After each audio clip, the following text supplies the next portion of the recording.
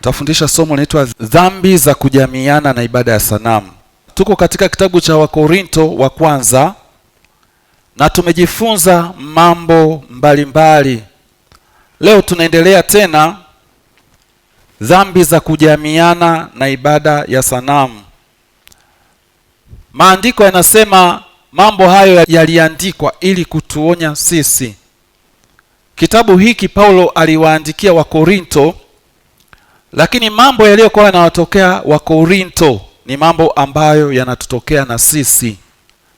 Kwa hiyo Roho Mtakatifu alipomwezesha Paulo kuandika hiki kitabu, alikuwa Roho Mtakatifu anatuona sisi na anauona ulimwengu ambao tunao sisi sasa hivi. Na mambo yaliyokuwepo Korinto wakati huo yapo hata kwetu. Kwa hiyo kwa kujifunza somo hili la dhambi za kujamiana, pia pamoja na nidhamu ambayo inaambatana na dhambi hizo zinapofanyika, inatusaidia katika kanisa la sasa na waumini wa sasa. Labda nitatoa utambulisho tu. Eneo la Korinto lilikuwaje ambalo Paulo alikuwa analiandikia. Lile kanisa la Korinto lilikuwa ndani ya eneo la Korinto. Ili eneo la Korinto lilikuwa lina bandari kubwa mbili. Na hizi bandari, mataifa mengi, watu mbalimbali kutoka sehemu mbalimbali walikuwa wanaenda pale kufanya biashara. Kwa hiyo lilikuwa lina mvuto na limeingiliwa na tamaduni mbalimbali na watu wa aina mbalimbali. Ni kama vile tunaposema hapa Tanzania, Dar es Salaam pale wanatokea watu wa Malawi, watu wa Zambia, watu wa Ulaya nini, wanakuja pale. Kwa hiyo utamaduni wa pale unakuwa umechanganyika na vitu vingi sana. Kwa hiyo vitu vya kishetani vilikuwepo kutokana na watu ambao walikuwa wanakwenda pale. Lakini palikuwa pana hekalu la mungu mke anaitwa Afrodite. Ile hekalu la mungu mke Afrodite lilikuwa lina makuhani wa kike ambao walikuwa ni makahaba. Naona? Kwa katika ile hekalu ina maana walikuwa wanaabudu sanamu pale ambao ndio huyo mungu mke, lakini makuhani wake walikuwa ni makahaba ambao usiku walikuwa wanaenda katika mtaa wa mji wa Korinto, mitaa ya mji ya Korinto kufanya ukahaba. Lakini hao walikuwa ni makuhani wa huyu walikuwa ni makuhani wa huyu mungu mke Afrodite. Kwa hiyo kanisa la Korinto sasa lilikuwa linazungukwa na hiyo hali. Nazungukwa na hiyo hali ya ukahaba, nazungukwa na hiyo hali ya kuabudu sanamu. Ndio maana Paulo ukiangalia kitabu cha Wakorinto ameelezea kuhusu kukimbia ibada ya sanamu, na ameelezea alikuwa mkali sana kuhusiana na zinaa, kwa sababu kutokana na ulimwengu uliokuwa unawazunguka Wakorinto waliokuwa wamemwamini Yesu, vile vitu vingeingia kanisani ambavyo vilikuwa vinawazunguka, ingekuwa ngumu sana kumshuhudia Yesu. Na hata sasa tunazungukwa kanisa na vitu vingi ambavyo vikiingia kanisani ushuhuda wetu unadhoofika. Ushuhuda wetu wa kumshuhudia Yesu unadhoofika. Kwa hiyo ni muhimu sana kujifunza kitabu cha Wakorinto na kuangalia jinsi Paulo alivyowaonya na alivyowaelekeza katika Roho Mtakatifu. Tasoma Wakorinto wa kwanza 5 mstari wa kwanza na mstari wa pili. Lakini ukiweza soma Wakorinto wa kwanza hiyo 5 mstari wa kwanza mpaka 13. Ina mistari hiyo 13 tu. Mstari wa kwanza anasema, yakini imeenea ya kuwa kwenu kuna zinaa, na zinaa ya namna isiyokuwako hata katika mataifa, kwamba mtu awe na mke wa baba yake. Nanyi mwajivuna wala hamkusikitika, ili kwamba aondolewe miongoni mwenu huyo aliyetenda jambo hilo. Anasema imesikika, imeenea, imesambaa. Paulo alivyokuwa anaandika hapa alikuwa Efeso. Ni mahali pametenganishwa na bahari mpaka Korinto. Lakini anasema imesikika, imesambaa. Dhambi ya zinaa, dhambi za kujamiana zinasambaa, zinasikika, hazina siri. Kwa hiyo kuwa katika jaribu, unavutwa kufanya hiyo dhambi, kitu kimojawapo kinachoweza kukuokoa ni kwamba hamna siri kwenye zinaa. Ni kitu kitasikika tu.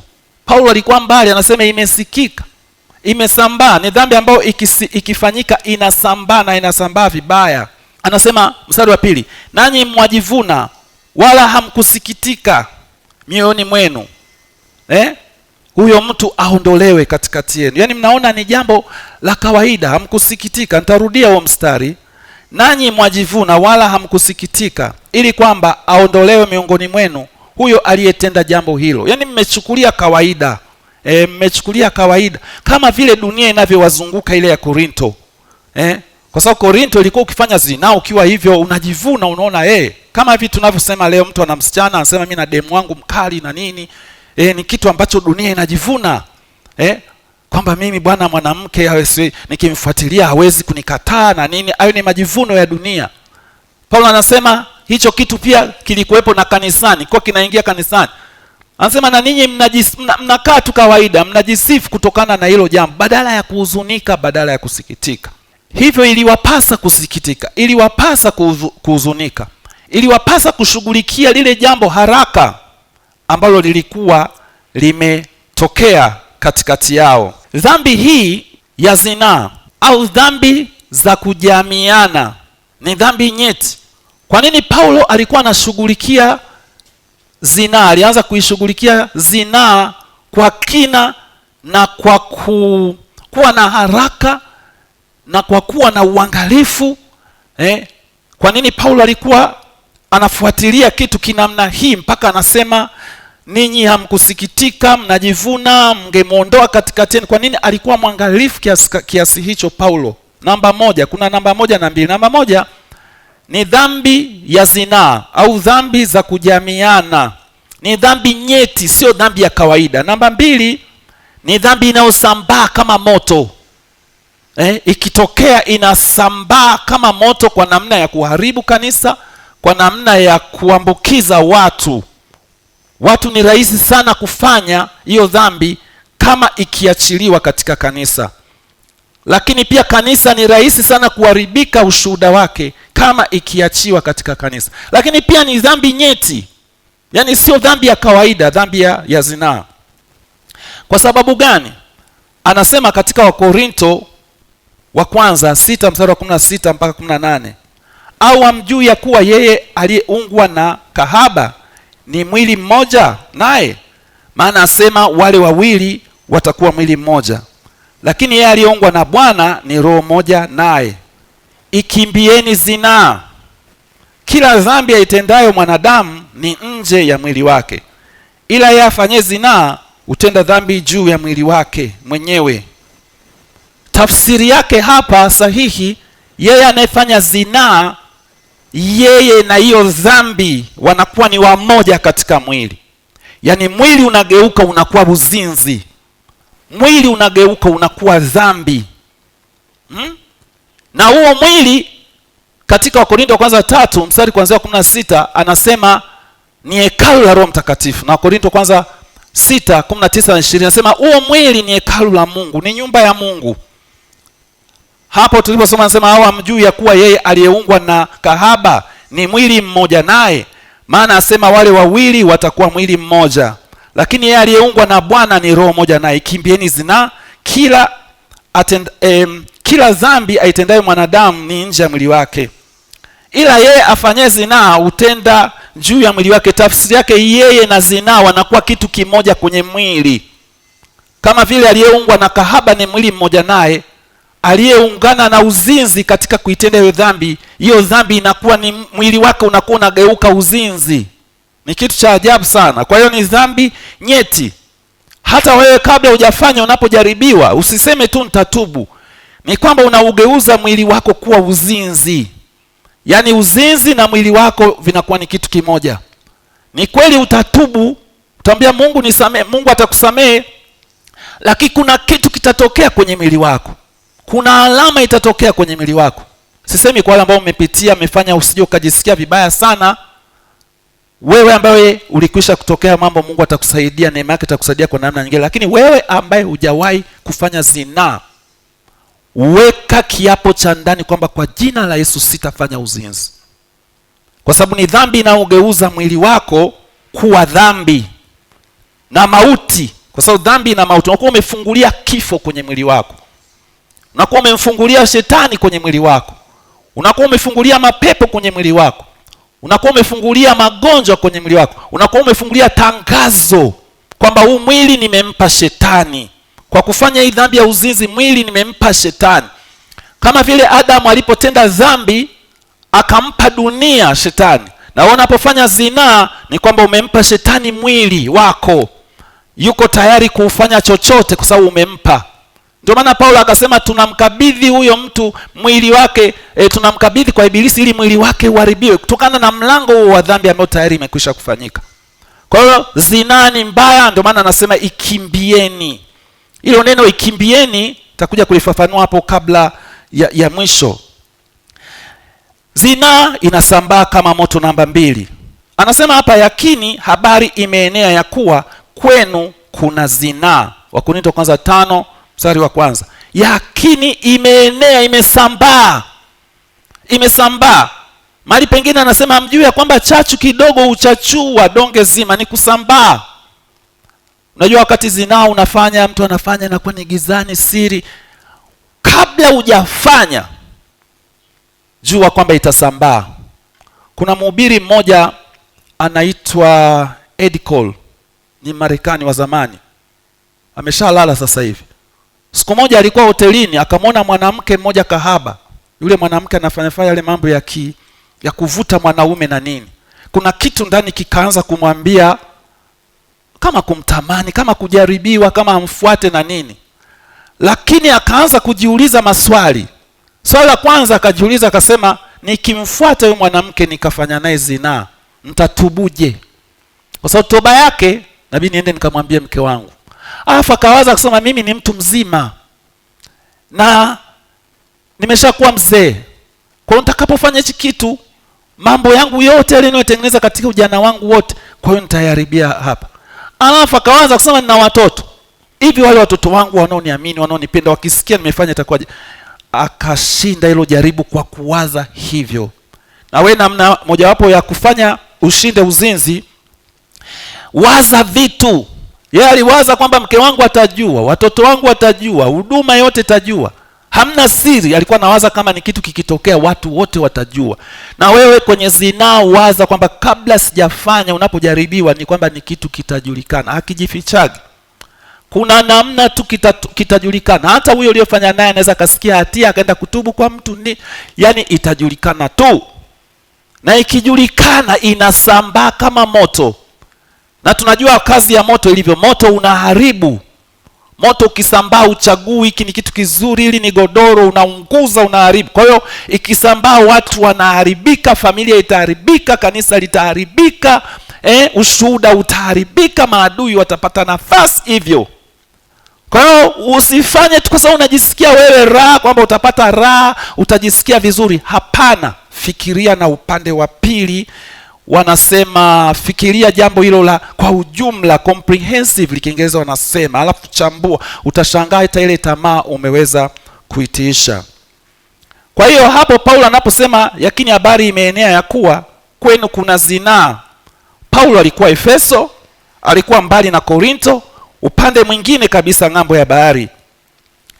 Na akasema hivyo kwa kuonyesha kwamba zinaa inasambaa, zinaa inaenea. Na hapa nimesema tu zinaa, lakini na maana uasherati, ulawiti, ufiraji, ushoga, hizo dhambi zote za kujamiana ziko hapo. Agano la Kale, hebu tuitazame ubaya wa hii dhambi na jinsi Mungu alivyoichukulia Agano la Kale, dhambi za kujamiana. Naposema dhambi za kujamiana, kuna mtu wakati fulani kwa anasema unasema wewe umeokoka, mbona umeoa?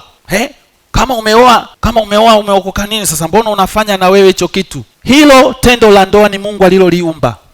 Na ukisoma katika Mwanzo mlango wa kwanza aliwaambia zaeni mkaongezeke. Kuzaa na kuongezeka ni mbegu aliiweka ndani ya binadamu Adam. Kwa hiyo Adam, maandiko yanasema Adam akamjua mke wake akapata mtoto. Kumjua ni tendo la ndoa.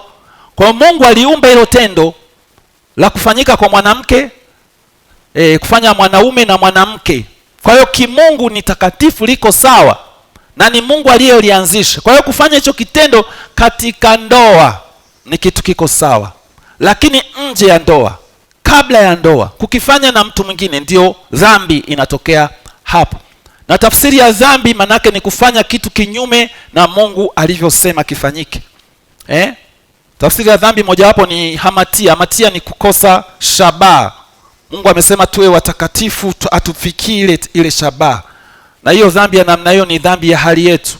Lakini paraptoma ni dhambi ya kuvuka mipaka iliyowekwa. Hiyo inaitwa paraptoma. Kwa hiyo Mungu ameweka kwamba tendo hili lifanyike na mwanaume na mwanamke katika ndoa. Lakini likiwa nje ya ndoa linakuwa ni baya. Sasa haya maandiko naenda kuyasoma yanaonyesha ubaya wa hivi vitendo kwa Mungu.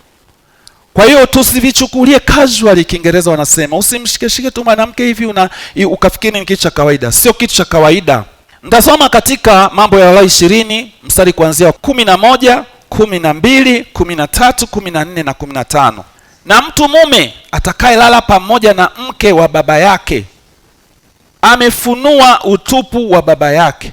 Wote wawili hakika watauawa, damu yao itakuwa juu yao. Kwa hiyo Paulo ambaye ni mwanatorati, Farisayo, alikuwa analijua ili andiko. Alisema kwenu kuna zinaa. Imeenea habari kuna zinaa, kwamba mtu awe na mke wa baba yake. Paulo alikuwa analijua ili andiko, kwamba hiyo mtu kuwa na mke wa baba yake, kufanya uzinzi, anatakiwa afe. Sasa hiyo imetokea, ipo kanisani. Kwa hiyo akajua hichi ni kitu kibaya. Fikiria, Agano la Kale anasema huyo mtu atauawa, alafu anasema damu yake itakuwa juu yake, huyo aliyefanya. Wote hao wawili waliofanya. 12 anasema na mtu mume akilala na mkwewe watauawa, wamefanya yaliyo uchafuko, damu yao itakuwa juu yao. Je, haya mambo hayapo sasa hivi?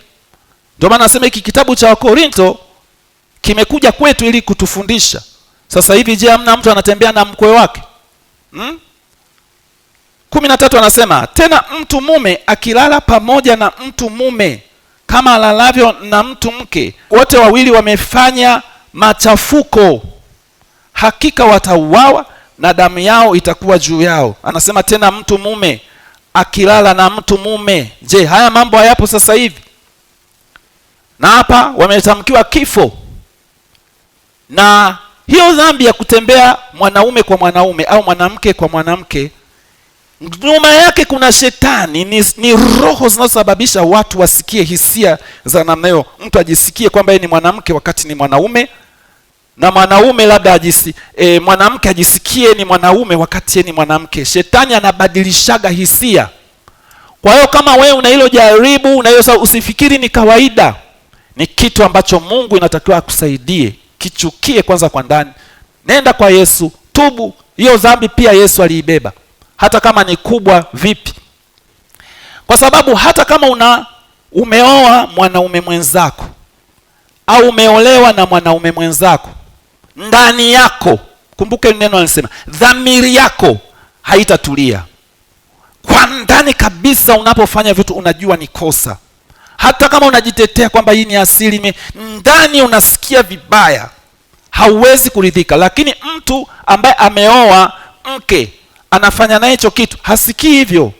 Hamna mtu, ingewezekana tungefanya utafiti, lakini hamna mtu anakaa na mke wake mwanaume kwa asili na mke ambaye akifanya hicho kitu anasikia hatia, anayefanya na mwanaume mwenzake au anayefanya na mwanamke mwenzake. Hayo mambo ni machukizo kwa Mungu. Mungu anachukia, haijalishi uhalali wowote tunaojitengenezea, kutokana na Biblia inavyosema. Mstari wa 14, tena mtu mume akimwoa mke pamoja na mama yake ni uovu mkuu, watachomwa moto. Yaani jinsi hiki kitu kilivyo kibaya. Yaani mtu ameoa, ana mke wake, alafu anashirikiana tendo la ndoa na yule mke wake, alafu anashirikiana na mama wa yule mwanamke, anafanya nao wote wawili. Haya mambo hayapo? Yapo. Tena wengine wanashindana kabisa, yule mama anashindana na mtoto. Hivyo hayo mambo yapo. Mungu anasema watachomwa moto. tunang'ang'ania kuchoma moto wezi kutunavisha matairi, kumbe wanaotakiwa kuchomwa moto ni wengi.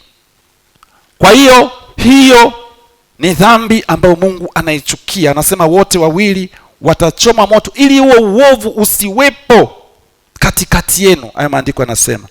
Mstari wa 15 anasema tena, mtu mume akilala na mnyama hakika atauawa, nanyi mtamuua huyo mnyama.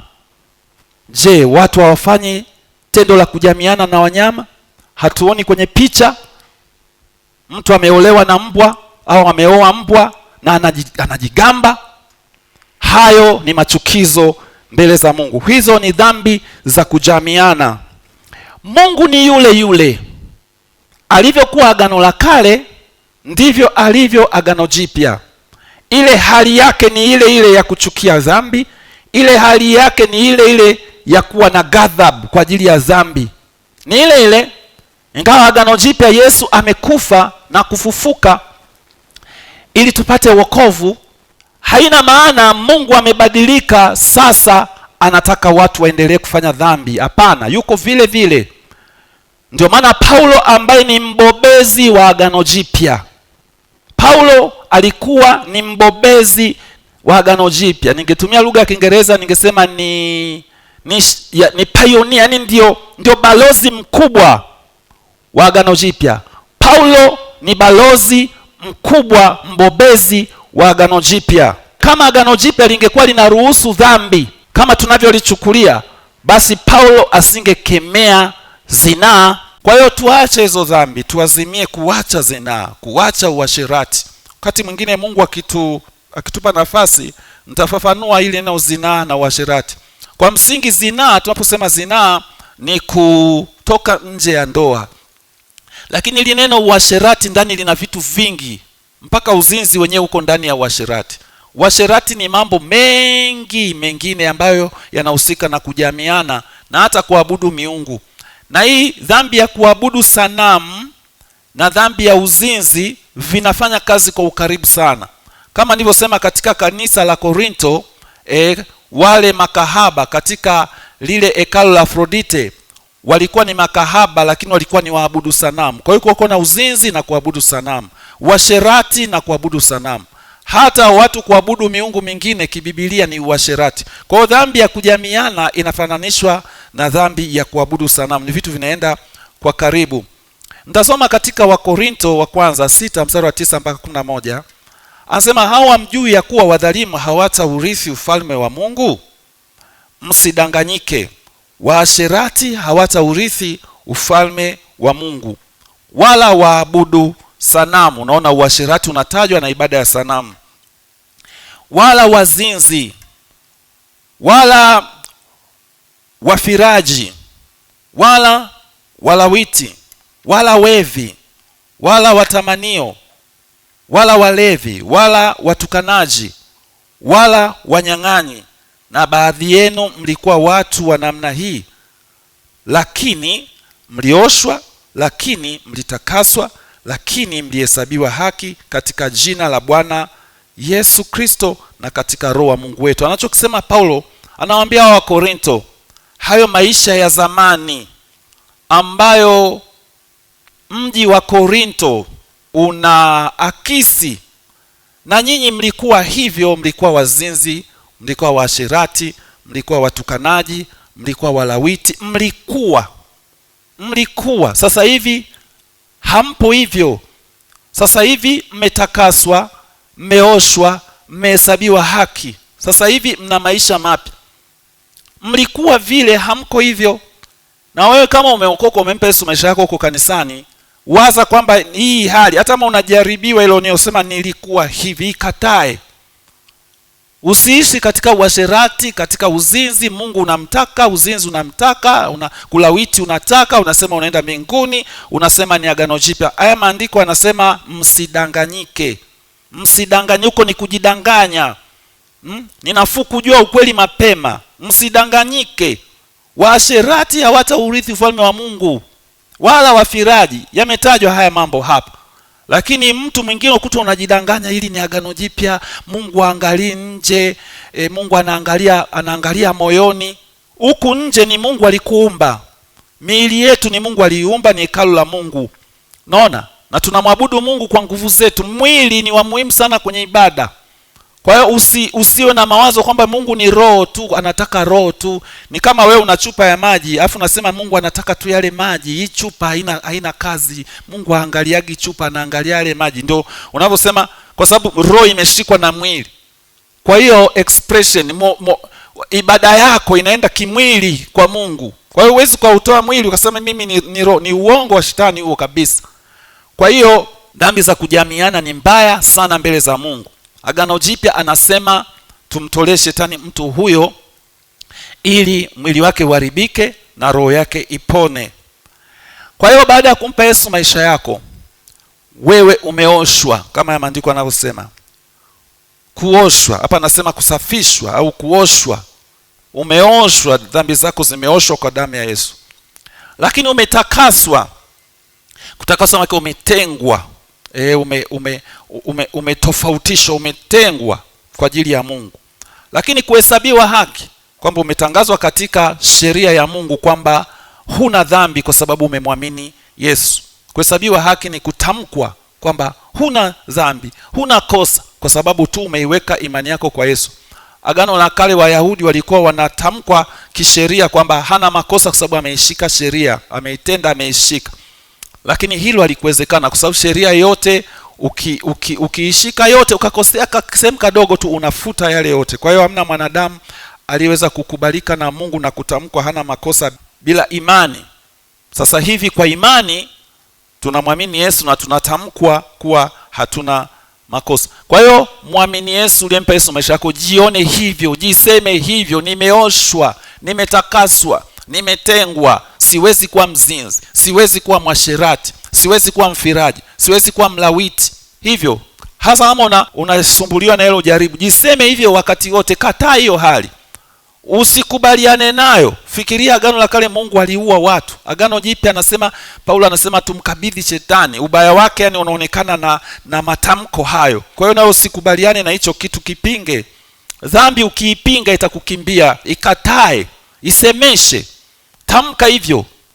Utashangaa Mungu anakupa urahisi. Kuna jambo lingine nitalisisitiza hapo kabla sijaingia kipengele kingine. Hapo anasema hata watukanaji, walawiti, wafiraji, ametaja hizo dhambi hapo. Kumuingilia mtu kinyume cha maumbile au wewe kuingiliwa kinyume cha maumbile, hata kama mpo kwenye ndoa, ni dhambi ya ulawiti.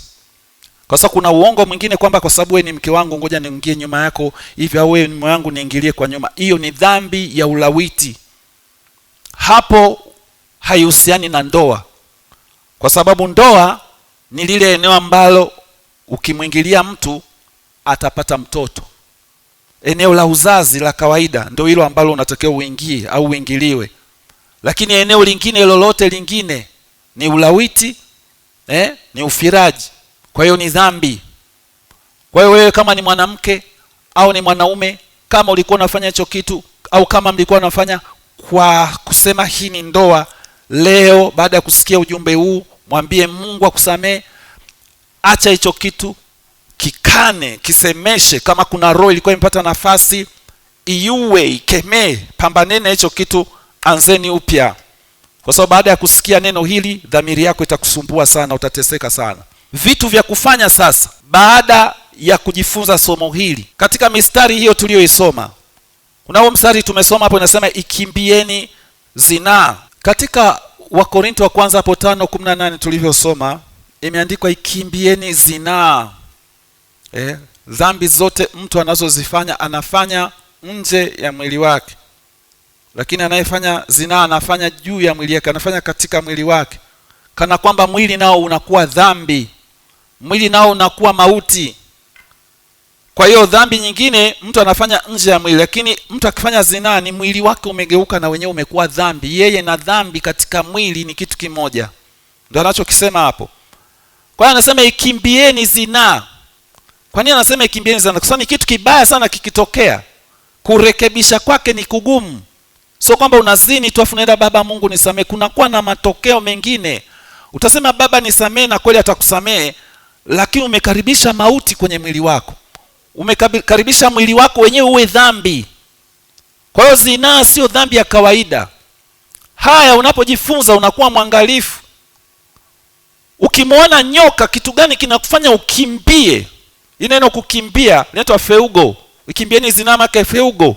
Ni kukimbia katika eneo la hatari, ni kutoka katika eneo la hatari. Ni kama umeona petroli afu kuna kiberiti kinataka kuwasha, kukimbia kwa namna hiyo kwamba moto hapa ukilipuka utaniunguza, utaniua.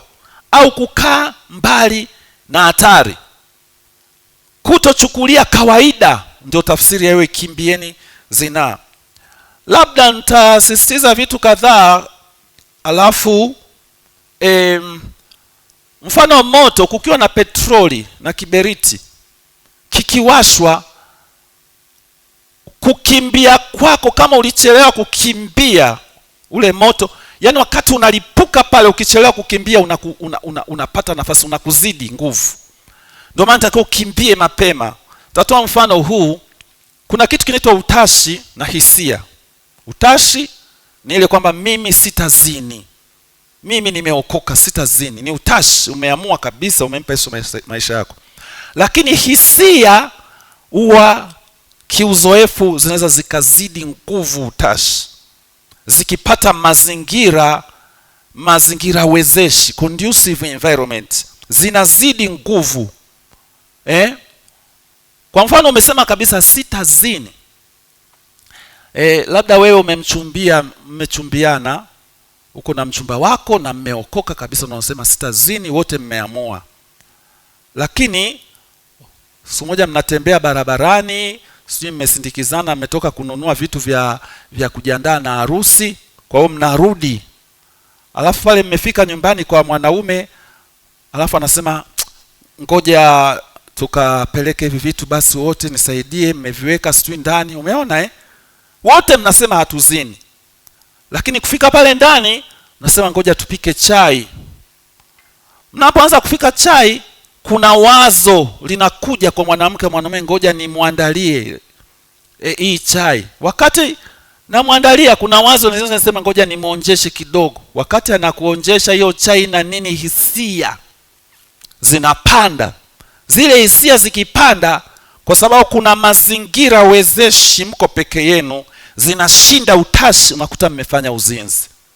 Kwa ndio maana anasema ikimbieni zinaa. Sasa kukimbia maana yake ni kutoingia mle ndani, ni kutoruhusu mazingira yatakayosababisha tabia yako nzuri imezwe na hisia zako ambazo huwezi kuzishinda. Ndio maana ya kukimbia.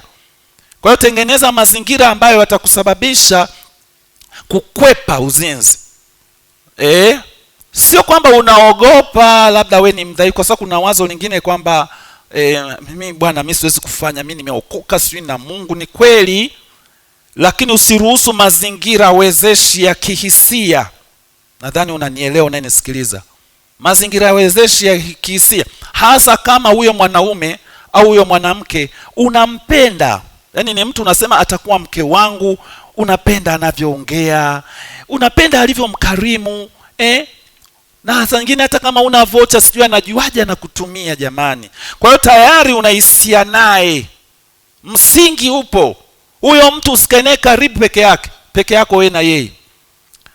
Siruhusu, lakini nafuu mtu ambaye una hisia naye kabisa, lakini ambaye tayari amekwambia anakuoa na ni kaka mzuri, ana sura nzuri, yani yuko anajali hivyo, yani ni mtu wa kawaida, lakini usikae naye kwenye mazingira ambapo tabia zenu za misimamo na uzuri wenu zikabebwa na hisia zenu, mkakuta mmefanya dhambi. Kwa sababu hiyo dhambi ikishafanyika, hamna kusema mimi nilizidiwa na hisia tena. Unakuwa umeingia kwenye hatia, unakuwa umeingia kwenye mauti, unakuwa mwili wako umempa shetani, kwa sababu anasema anayefanya uzinzi anafanya dhambi juu ya mwili wake.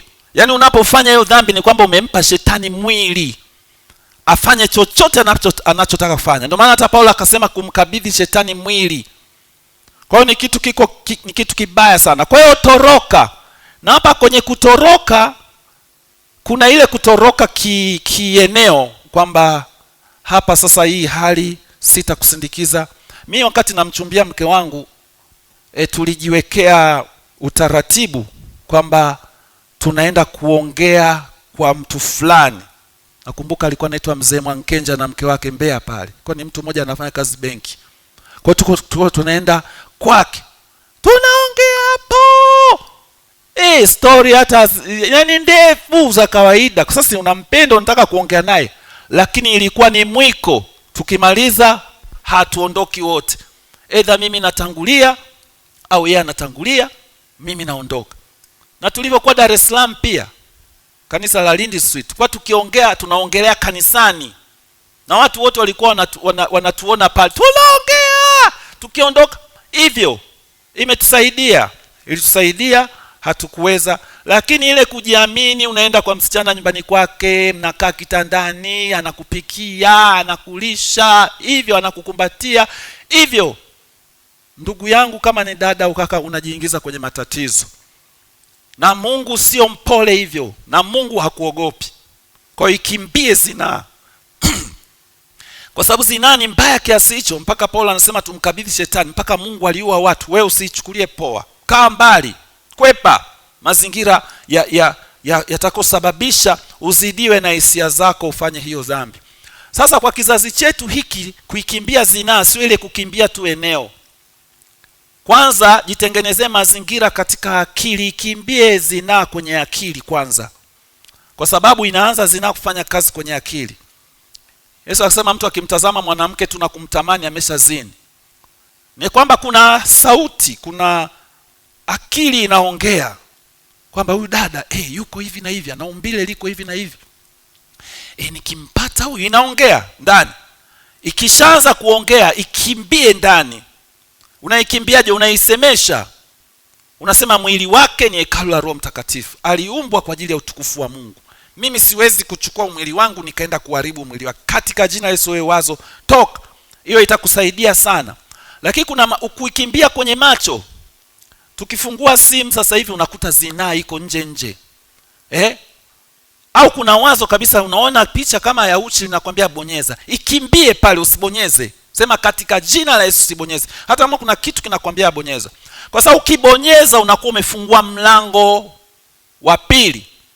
Ile bonyeza ni mlango wa kwanza. Shinda mlango wa kwanza. Alikuwa anafundisha, anahubiri mwinjilisti Bonke zamani, anasema shetani ni kwamba anakugongea hodi. Akiingiza tu mguu, unaanza kupambana naye kutoa ule mguu. Kwa hiyo na wewe kuna kitu sawa, umeona picha iko uchi, mtu amekaa vibaya. Usiende hatua ya pili kubonyeza. Ikimbie zinaa pale. Katika jina la Yesu. Ondoa hiyo picha. Fanya chochote, kimbia pale mwanzoni. Kwa hiyo iko hivyo. Tukimbie zinaa. Kuna maandiko mawili nitayasisitiza hapo penye kusemesha kwamba tunaikimbia kwa kuisemesha. Mimi kwenye maisha yangu na maungamo 8. Yaani kwenye maombi yangu nafanya kila siku nikiomba muda mrefu, na maeneo yangu 8 ninayasema. Maeneo hayo 8 mojawapo ni Wakorintho wa kwanza 15:57, anasema shukuriwe Mungu atupaye kushinda kwa Bwana wetu Yesu Kristo. Pale kwenye kushinda kwa Yesu, mimi nimeweka tamaa ya mwili, tamaa ya macho na kiburi cha uzima. Huwa nakiri, ninasema sitamezwa na kiburi cha uzima. Sitamezwa na majivuno. Sitaanguka kwenye kiburi cha uzima. Kwa sababu ya utajiri, kwa sababu ya kujisifia, kwa sababu ya fedha, kwa sababu ya umaarufu, sitaanguka. Najitamkia hivyo. Nasema sitaanguka kwenye tamaa ya macho, kuvutwa na tamaa, kutamani vitu, kuabudu sanamu. Alafu nasema sitaanguka kwenye tamaa ya mwili, uzinzi na utaja pale. Kila siku ninafanya hivyo. Kwa hiyo jitengenezee mfumo wa kusemesha mwili wako na nafsi yako kila siku kwamba wewe ni mshindi dhidi ya hizi dhambi, hasa kiburi, kuabudu sanamu na uzinzi. Maandiko ambayo unaweza ukayatumia pia yakakusaidia ukao unayakumbuka kwenye akili ni kwamba zinaa inapoanza, ubaya unakuwa kama haupo. Lakini ukimaliza, matokeo yake ni mabaya maisha yote. Mithali 5 mstari wa 3 mpaka wa 5. Anasema maana midomo ya malaya udondoza asali na kinywa chake ni laini kuliko mafuta. Unaonaje? Midomo ya malaya. Huyu malaya leo ni uzinzi. Dhambi ya uzinzi ina Kiingereza nitatumia neno iko romantic, yani maneno mazuri na bembeleza, fanya utajisikia vizuri, nitakupa raha na nini. Taendelea na yule andiko. Nakumbuka wakati fulani niliota ndoto au maono, siwezi kutofautisha. Alitokea mtu namuona yuko chumbani, ananiambia ingia huko chumbani, nitakupa mahaba ambayo hujawahi kuyapata. Yani mimi, yani ni anajisifia, alikuwa ni mwanamke, ni aina ya roho kama ya Yezebeli hivi, anajisifia hivyo.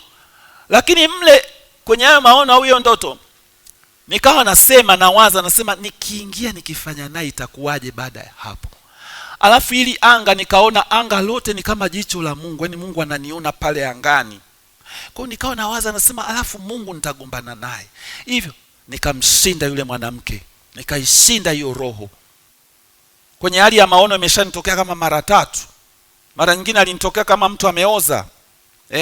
Ni mzuri, ana umbo zuri, lakini kwa neema ya Mungu kwenye hiyo ndoto au maono ikampambanua kwamba sio mzuri, ni mchafu kama ameoza. Nikamsikia kinyaa mle ndani, ni roho chafu kama ni mwanamke mmoja kahaba mchafu mno, lakini muonekano wake alikuwa ni mzuri sana. Naye akawa ananiambia hivyo, karibu sijui tufanye hiki na hiki. Nilivyoendelea kumkataa, nikamwona ameingia kwenye, yani ametoka mbele yangu akawa kama ameingia kwenye chumba kingine, akatokea upande wa pili akageuka kuwa mhubiri. Kule upande wa pili akawa anahubiri, anawaambia watu Mungu haangalii nje, Mungu ni wa neema. Hizi dhambi kama ya uzinzi ni dhambi ambayo inaishia mwilini tu. Mungu ni Mungu wa kiroho. Umeona? Nikagundua kumbe jumbe za namna hiyo ni jumbe za kikahaba. Umeona? Ni jumbe ambazo ni za kishetani, lakini amezivisha kama vitu vizuri, lakini ni uasherati. Kwa hiyo kwa sababu ya kufundisha, isemeshe hiyo roho, semesha hicho kitu, kataa. Sema mwili wangu sitautoa kwa shetani na kufanya dhambi. Naendelea mstari wa 4 hapo, Mithali 5 mstari wa 4. Midomo ya malaya hudondoza asali na kinywa chake ni laini kuliko mafuta. Lakini mstari wa 4 anasema, lakini mwisho wake ni mchungu kuliko pakanga, ni mkali kuliko upanga ukatao kuwili. Yani matokeo ya zinaa, unafika utatoa mimba, unafika mtu anakuacha. Na ni mbaya sana mtu ambaye mmekutana naye kimwili na alikuwa ni mume wako, afu baada ya kukutana anakuacha, anakuachia kitu kibaya sana. Kwa hiyo wadada, wanawake, kama mtu anataka kukuoa, usimpe mwili wako kabla hajakuoa. Hiyo itakulinda na maumivu. Kwa sababu ukimpa mtu mwili wako, kwa sababu imeonekana kwamba ni lazima nifanye naye kwanza ili nimjue, sasa utajua wangapi? Utajua wangapi? Kama wewe ni mwanaume utajua wangapi? Na umeshatembea nao 10. Utataka kujaribu na wa 11. Utataka kujaribu na, kwa sababu tamaa hairidhiki. Utakuta wewe ni mzinzi tu. Kwa hiyo Mungu alivyosema mtu awe na mke mmoja, ni mke mmoja tu. Omba Mungu, amini, oa mke mmoja basi. Kwa sababu wako wafupi, wako warefu, wako wanene. Utafanya na mfupi. Kuna kitu kitakwambia kuna mrefu. Utafanya na mrefu. Ni kama kwenye buffet. Buffet huwezi kupakua kila kitu. Buffet wewe ina masufuria wanaitwaje yale manini yale ya chakula. Yako 15. Wewe unataka uweke kila kitu. Huku utakushangaa huku mezani. Utajua hapa uwezi. Kwa hata mambo haya wanawake naone. Utakuta kuna mwanaume mrefu. Utasema wanaume warefu wazuri. Utakutana na mfupi. Ni mfupi lakini anaongea vizuri na ufupi wake. Yule mrefu haongei hivyo, lakini ni mrefu. Haya mwingine, kwa hiyo uwezi. Ni buffet hiyo itakushinda. Kwa hiyo amua kutofanya uzinzi, semesha mwili wako, semesha kwamba tamaa ya uzinzi ina ulaini, kinywa cha malaya ni laini kama mafuta na nini, lakini mwisho wake ni mchungu kama pakanga. Mstari wa 5 anasema miguu yake inaelekea mauti, hatua zake zinashikamana na kuzimu. Mwisho wa hiyo dhambi ni motoni, ni kuzimu. Ingawa ina ubembelezi mzuri, mwisho wa hiyo dhambi ni kuumia moyo. Mwisho wa hiyo dhambi ni aibu. Mwisho wa hiyo dhambi ni familia kutokukuamini. Mwisho wa hiyo dhambi ni kanisa kuharibika. Kwa hiyo usiruhusu, usiipe nafasi. Kama imekushinda kabisa, tafuta mtu ambaye atakufanya utakuwa accountable kwake. kwamba mimi nimeshindwa kuangalia picha za uchi, lazima niangalie, yani nimeshakuwa addicted, yani lazima niangalie. Kwa hiyo naomba unisaidie, akusimamie. Ikifika saa 3 usiku akwambie zima simu, akusimamie, muombe hivyo kibidi. Changamoto ni kwamba watu wa hivyo pia ni wachache, kwa sababu kuna mtu ukimwambia kitu tena anakutangaza. Kwa hiyo ikitokea na wewe umeambiwa kitu nyeti, mtu anapambana na dhambi eneo la uzinzi, anaomba umsaidie, lakini pia panahitaji tahadhari sana, hasa kama ni jinsia tofauti. Niwe kusikia wakati fulani kuna mtu alikuwa ni mtumishi. Hii mifano naitoa kwa ajili ya kujenga, sio hapa kwetu Tanzania, lakini alikuwa ni mtumishi, ana shida na mke wake. Akaja mwanamke kwenye kanisa, naye ana shida na mume wake.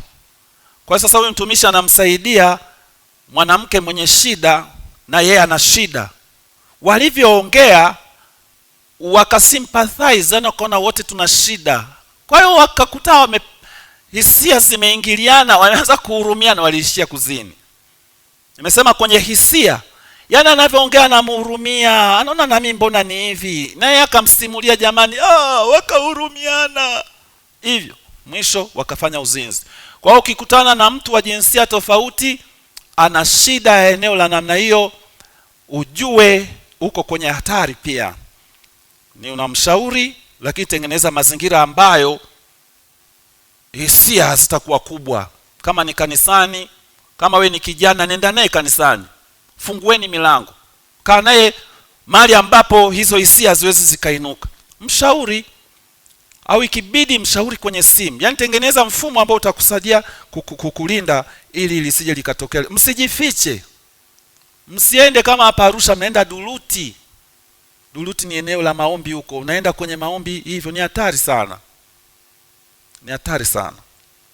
Kwa hiyo andiko la Mithali 5:3-4 inaweza likakusaidia kushinda tamaa ya uzinzi na dhambi ya uzinzi. Andiko lingine ni Wakorintho wa kwanza 6:19-20. Nasema, au hamjui ya kuwa mwili wenu ni hekalu la Roho Mtakatifu aliye ndani yenu, mliyepewa na Mungu, wala ninyi si mali yenu wenyewe, maana mlinunuliwa kwa thamani.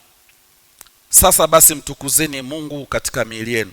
Ili andiko mimi nalitumiaga, nasema nimenunuliwa kwa thamani. Kiingereza nasema mtukuzeni Mungu katika roho zenu na miili yenu vilivyo vya Mungu, kwamba roho yangu imenunuliwa na Mungu, mwili wangu umenunuliwa na Mungu. Kazi ya roho yangu na mwili wangu ni kumtukuza Mungu. Kwa hiyo siwezi nikamwaibisha Mungu kwa kufanya zinaa. Na usemesha mwili, wewe mwili ni kwa ajili ya utukufu wa Mungu, wewe mwili ni kwa ajili ya kuhubiri. Alafu wanawake wote miili yao ni ya Mungu, waliumbwa kwa mfano wa Mungu. Kwa hiyo mimi kwenda kufanya zinaa na mwanamke ni kuharibu nyumba ya Mungu. Kwa hiyo sitafanya hicho kitu. Kwa hiyo unakuta nimejiandaa kisaikolojia kutokuzini, nimetengeneza mazingira ya kutokufanya zinaa tayari ndani. Kwa hiyo nimeshaikimbia kwa neno la Mungu ndani. Kwa hiyo hata jaribu likitokea nje, natembea barabarani, akatokea mtu amevaa vibaya, amevaa vibaya na kadhalika, ndani tayari nakuwa nimeandaliwa kwamba amefunua miguu, anafunua miguu, amevaa vibaya vile. Ule mwili ni hekalu la Mungu. Mungu aliuumba vile kwa ajili ya utukufu wake, sio kwa ajili ya uzinzi. Kwa hiyo unakuta hata shetani akinisemesha kitu nakuwa nimekishinda, nimekikimbia. Sitaeleza kwa undani, lakini nitaeleza kwa juu ili kukupa. Kuna watu hawajali anavyoonekana kwamba mimi navaa vyovyote, tunatembea hivyo vyovyote. Sio sawa, kwa sababu kuna mionekano ya zinaa. Kuna wakati fulani, huu mfano kwa sababu ulitokea wazi, ulitokea wazi. Kwa hiyo unajenga, ni kitu kiliwahi kutokea mahali fulani, sasa sema ni wapi, lakini kitu kilitokea. Kuna mtu alikuwa kwenye gari, anachukua vitu kwenye gari, yani amefungua buti la gari, mwanamke anachukua vitu, akakaa hivi. Sasa alikuwa amevaa nguo haiko vizuri, kichaa akamuona, akamfuata pale pale, akamaliza kila kitu. Kwa nini alienda akafanya? Kwa sababu imechochea hisia za uzinzi kutokana na alivyokuwa anavyoonekana. Na kwa kusema hivyo, wewe ambaye unasema wanawake wakivaa wanatutamanisha, hutaki kumtamani na wewe. Umeona, inatakiwa upinge hicho kitu umekishinda, kikatae, kwa sababu wewe ni mtu mzima, huwezi ukasababishiwa dhambi na mtu. Lakini pia wanawake, kwa mfano huo, kama kichaa aliweza kuona akafanya hivyo, watu wazima je, wanakuwa wanazini, anakutazama anafanya uzinzi. Kwa hiyo vaa nguo ambayo hairuhusu hiyo dhambi ambayo Mungu anaichukia. Vaa nguo vizuri. Kama ni fupi iwe fupi, imekufunika vizuri. Usivae nguo inaonyesha huku mapaja. Ukikaa hivi watu wanaona, alafu wewe unasema hamna shida. Kuna shida. Huo mfano sio mzuri, kwa sababu unaweza kaa uliumiza watu, hata mtu akanisikia kaumiza. Lakini nimeusema kwa ujumla sana kwa ajili ya kusaidia tuvae, tuwajibike na kuvaa kwetu, wanaume, wanawake, kwa sababu tunajua kuna uzinzi na tunaikimbia zinaa kwa kuvaa pia. Kwa sababu kuna kuvaa unakuwa unaivuta zinaa, unatakiwa uikimbie mpaka kwenye jinsi ulivyovaa, either ni mwanaume au either ni mwanamke. Lakini bahati mbaya au mzuri ni kwamba niseme bahati mbaya au nzuri, nasema bahati mbaya au nzuri kwa sababu Mungu aliumba wanaume wanamtazama mwanamke na kumtamani, yani wako hivyo. Kwa hiyo wewe mwanamke ujue kabisa mimi mwanaume akinitazama anaweza akanitamani kwa kunitazama. Ndio maana Yesu akisema mtu akimtazama mwanamke kwa kumtamani. Sasa ili kuikimbia zinaa na kuonyesha tunaichukia zinaa, inatakiwa hata tunavyovaa tuikimbie, kwamba nimevaa vizuri hapa, nimeikimbia zinaa, kwa sababu kuna mvao ninaivuta, ninaiweka karibu na mimi kutokana na nilivyo. Unajua una miguu minene sio ikoje, umevaa sketi fupi umeipasua hapa, alafu unaenda kukaa mahali hivi, ni unavuta. Ukibakwa, akitokea mtu akakubaka hata kwenye akili, yule kichaa yeye alidhihirisha waziwazi, akabaka pale pale akamaliza. Lakini mwana mwingine haji, lakini anakubaka na kuangalia anafanya na wewe. Kwa hiyo tukimbie zinaa jinsi tunavyovaa. Ni muhimu sana hilo. Makanisani hatutaweka sheria kwamba ukivaa hivi na hivi, lakini kila mtu awajibike na anavyovaa. Vaa vizuri. Hata kama ni nguo ya kisasa, kuna nguo nyingi za kisasa kama ni za kidada, ni ka fashion kazuri kabisa, unapendeza. Mimi naangaliaga nguo, nawaambiaga washirika mabinti zangu hapa kanisani, naambia angalieni hizi nguo, unakuta nguo kabisa nzuri, vaa hizo. Zinapendeza tu. Usivae mataulo nini, nguo ambayo haitaeleweki unatoka nayo unaenda barabarani. Ikimbie zinaa. Ile eneo la nguo ni la muhimu sana. Sasa ingine unavaa shati sawa, ni nzuri, umevaa nguo vizuri, lakini shati au ile blouse ilivyo, watu wanabusiana, wamekaa sijui wamekaaje hivyo. Na unaona ina shida kwa sababu unatangaza kile kitu. Mavazi huwa yanatangaza. Au haya mavazi mengine tunavaa jitu lina fuvu na nini. Barabarani huko nawaambiaga vijana, sema unavaa hii kitu una maana gani? Na washauri sivai, kwa sababu waliotengeneza hiyo unakuta ni watu wa shetani, wanataka hicho kitu kitokee. Sasa na wewe unakuta ni mtu wa Mungu unavaa pale picha la fuvu, mtu amekufa. Sio sawa. Hilo sio somo la leo. Kwa hiyo tuikimbie zinaa kwenye akili, tuikimbie zinaa kwenye mazingira yetu, tuikimbie zinaa kwenye TV, tuikimbie zinaa kwenye simu. Ukiona zinaa tuikimbie popote, lakini sana sana ikimbie kwa kuisemesha. Tunaendelea na kitabu cha Wakorinto. Mungu akubariki, tutakutana tena wakati mwingine. Asante sana kunisikiliza.